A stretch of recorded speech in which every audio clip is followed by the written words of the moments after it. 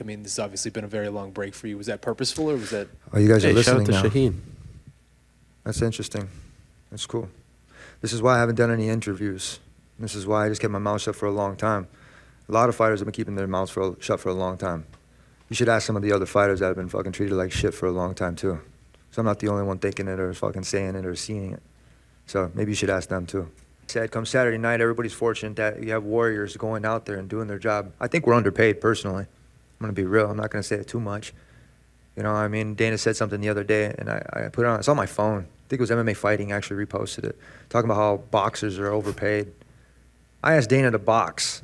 He said, "Fuck no." I'm like, "Why?" I wanted to go play. You know, I want to go play baseball. I want to go do other pro sports. I'm an athlete. I grew up playing different different sports at a very high level. We're in a state championship football ring right here. We were 27-1. You know, I come from Grand Valley State University as a wrestler. I want to go do, you know, pro wrestling. You know, I got Brock, Uncle Brock, that's right there watching me. I want to go do all these couple things, but then I have this guy right here acting like a fucking drug dealer telling me I can't go and do this shit. I want to go make more money for my family. You know, I'm watching Embedded, and I see what Brian T. City, and I see his agent up there, and he's like, oh, and he was funny because he made a joke where he was like, oh, you're making money now. And he talked about his agent, and he's like, where you getting your money? There's too many levels of things right here where I got pissed off at, and I had to kind of put that besides me. You know, you make your money by winning. You make your money by showing up, winning, and having good performances. Right now, I guess we're getting paid crypto, I guess, huh? You know, they're following everybody's suit. They're kind of waiting for everybody to speak up. They're waiting for everything else like that. I'm waiting for insurance. I've been competing in this sport for a long time. I took a bad fall at Fox. They took my title from me. You know, I don't even have to go into the Miller-Ayala Act, where an agent is not supposed to be competing in the same sport as you. But you guys know what I'm talking about, right? So, I mean, when it comes down to that, and then I'm going to get stripped of my title because I fucking took a bad fall in an accident, I should have sued. But what I did is I felt good for my company. I wanted to be the man. I wanted to make sure that everybody knew that I fucking could do this stuff without anybody else's help. So that's a little bit of a chip on my shoulder, you know what I mean? To kind of keep coming here and smiling and being used to be on a poster and to have that high value. When I saw that UFC didn't think my value was that high, I had to increase it in other ways, which was through social media. And through social media, I did it really organic, didn't pay for anything. I went through there and I had fun and showed my plants, and overnight I made 1 million followers. And even overnight again made like another 2. Then I stopped. I stopped caring about it because I was just like, you know what, why am I doing all of this? It's not gonna do anything for me. But then I realized I was getting these emails from these people from all over the world saying that I saved their life, that they didn't want to kill themselves, that they found themselves in bad territories, that they didn't. And I'm not the only one. I guarantee you there's a lot of fighters that get these emails. But it's incredible. And so all those guys that are out there watching and listening, and you kind of hear me getting pissed off all the time, it's cool, it's fun, I'm all right, okay, we're gonna be okay. You know, it's okay to get mad once in a while, but you have to channel that shit in the right way. When you channel in the right way, good things happen. You win championships, you go out there and you have victories, and then you end up building your fan base, so. Yeah. I mean, I just wanted to follow up on that. I mean, do you feel like you're being stifled? Like, it feels like you're almost kind of over it, but maybe conflicted about that? Like I said, I had a nice 1.5 years to think about everything. It's kind of like being put on restriction a little bit. You know what I mean? Just kind of had time to sit there and just kind of thinking what I wanted to do. And during the time I shouldn't have fought, I was injured. You know, when after that Gaethje fight, I broke my toe. I didn't even know I broke my foot. And I was so injured on my legs, I didn't even want to go down. I didn't get knocked down. I kept fighting through that. I thought about Jesus, man, carrying the fucking cross, and that dude would not quit. Every single time that they would beat him down, he would get back up and he would keep moving forward. I was thinking that whole entire time when Charles had my arm out like that, I was like, he didn't tap. And I remember my kid, he had his arm hyperextended. You know, one time I was like, hey, careful, you know. I was like, you don't want to hurt yourself, but he's naturally like that. So when I'm in the fight, I'm thinking about my son. I'm thinking about my arm. I'm like, go ahead, break the fucker. I was like, 'cause I'm going to beat you with it. And in the third fight with Dariush, it was the same way. These were all tests and mental battles that I went through because I wasn't ready to win yet. I wasn't ready to have that championship belt. I wasn't mentally there yet. I redid my house and I had to build another spot so I could think of things that I wanted to do and accomplish. You know, in high school, there was these guys at All State on the wall. And I was like, I walked through there and I'm like, man, I want to be one of those guys. Do that, All State, win state. Get to college. Hey, get called in, and I see these names on the wall for national champions, All-American. Huh, I want to do that. That looks really cool. I go do that. 2-time All-American national champ. Captain of a 2-time national championship team. And I was like, okay, what's the next step? Go to the UFC. They built a performance institute. They built that. They saw that we needed something like that, which is great. Then they put the things up on the wall that said Hall of Fame. I said I wanted to do that. What did I do? Still not in the Hall of Fame yet, but I'm meriting my credentials, right? I think I'm pretty much in there.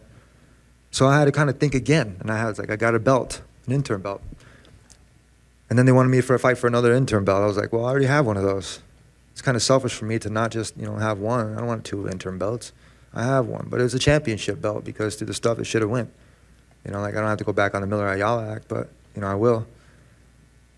And then I had to think about it again. I saw the new belt, and I was like, I got treated like shit for a long time. Kind of don't really want it. It was like a Cracker Jacks prize. Kind of like, well, looks kind of fake to me. It wasn't the classy kind of shit. But then I had to readjust my thinking. I had to build something so that way I had space on my shelf to be able to put something new. So that's what I have. I have space on my shelf, and I looked at it a couple of days and, walked past it, look at it again, and I look and I'm like, man, there's empty there. Because I need something to be put there. I was like, it'd be kind of nice to put a belt right there. And I started kind of getting hungry again, kind of figuring it out, putting things together like a puzzle. And it started and it clicked. So I'm a straight shooter now, man, and everything's pretty cool. So this camp, I'm very fortunate to be able to put things together and structure the shit out of myself. In my other interview, I said I had too many main ideas. But it's good to multitask like that, because I can multitask on 3 computers, like no problem. But to be able to write a central paper and put one central idea as a main heading and be able to write everything around it, that was the hard part. So I have that now. I put that central that structure towards where I need it to go, and I want that belt. It's kind of cool, and I want to add some rubies to it. So it is my prerogative, and it is my priority to go out there and make sure my hand gets raised on Saturday. The end of your deal? Like, is this the last fight? Nah, I got a bunch, man. I'm going to be real. I'm willing to be able to fight it out, to go out there and not be held under. Like I said, like I'm going to be real. Like the promoters here, they act like drug dealers sometimes. You know what I mean? They just throw down a couple bucks here and there, and you're like, come here, kid, come here, kid, come here, kid. Here, take this, take this, take this, take this. And if you don't have the will to say no to that stupid shit, you're going to get fucked. I mean, I've seen like Terrence McKinney is the same fucking way, and a couple other people, you know what I mean? Like, and even for me to go out there, and then I had to say no a couple times. I had to fucking ignore Dana's call once during the pandemic. I'm chilling, man. I'm skateboarding. Why? Because you know what? You didn't answer my phone call. It's not going to be about that, because I'm having fun. I'm doing something for myself, which is cool. And it took a long time to be able to think about myself like that, because the company for a long time, they treated me like shit. And that's a lot of underlying stuff. You know what I mean? So, you talk about event ops, they're trying to, come out here and search for me to sign my fucking contract. And I'm like, you guys are sweating bullets, huh? Well, that's how you guys make me feel sometimes. So it's not fair. Damn, that is powerful stuff from Tony Ferguson. That was earlier today, courtesy of MMA Fighting. They were at the media day. Shout out to Shaheen Al-Shadi, who was there. I heard his voice. I believe Jose Youngs is there too from the team here at MMA Fighting, other journalists as well. I don't think people sometimes understand how tough it must be to be up there at a UFC event and speak like that. You see it a little more now these days. And let's just be very clear. We all love mixed martial arts. We all love the UFC fighters out there, and the UFC is a brand. Without them, there is no MMA Hour. I don't have a career covering this sport that I've devoted my life to covering and all this stuff. If you don't love it, it's impossible to fake it. It's impossible to still be here after all these years. But when you hear things like that, when you start to hear of more stories, it's heartbreaking. And I don't know how you can feel any other way. I don't know how you can ignore that. When you see a guy like Tony Ferguson, who has given so much to the sport, who has been dealt a bad hand a few times over the years, and that's being kind, feel like that towards the tail end of his run. It's not the way it should be. And it's becoming a lot more of the norm than it should be. It's not an anomaly. He's not an anomaly. And that bumps me out. And again, I can, God bless the people who can sit back and have their little fight parties and drink their beer and order their pizza and have their wings and not care about any of this, because you have your own lives and your own jobs, and this isn't what you have devoted your life to, so you're not entrenched in it and you don't follow it as much and you're not aware of it. God bless you, and enjoy it. And bet on your fights and all this stuff. And campaign for the best to fight the best. And campaign for Ngannou to re-sign so that he can fight John Jones, and do all that you want to do that makes you happy. But over here, I can't ignore this. And I have to talk about this, and I have to shine a light on this. And I would say the same about any Bellator fighter who says this, and I would say the same about any PFL fighter or any MMA fighter that says this, or any fighter period that says this. We don't realize what these men and women go through. And I sometimes hear people say like, oh, they're getting paid $24K for a 2-minute fight.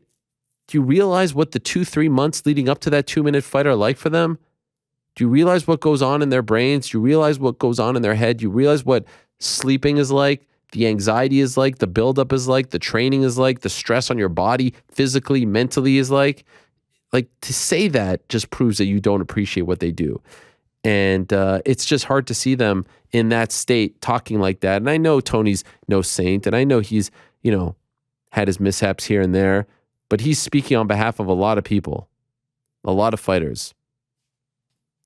And so on the flip side, when you hear the quote-unquote best promoter in the game speaking like, hey, fighters in boxers are overpaid.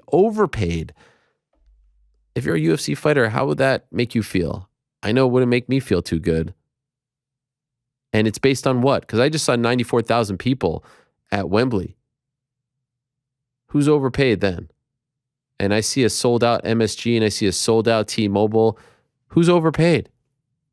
And I see all these promoters still in business. And I see all these fighters with their own sponsors and with a bigger piece of the pie. And again, boxing ain't perfect, but when it comes to pay, give me that model over the MMA model any day of the week. Any day of the freaking week.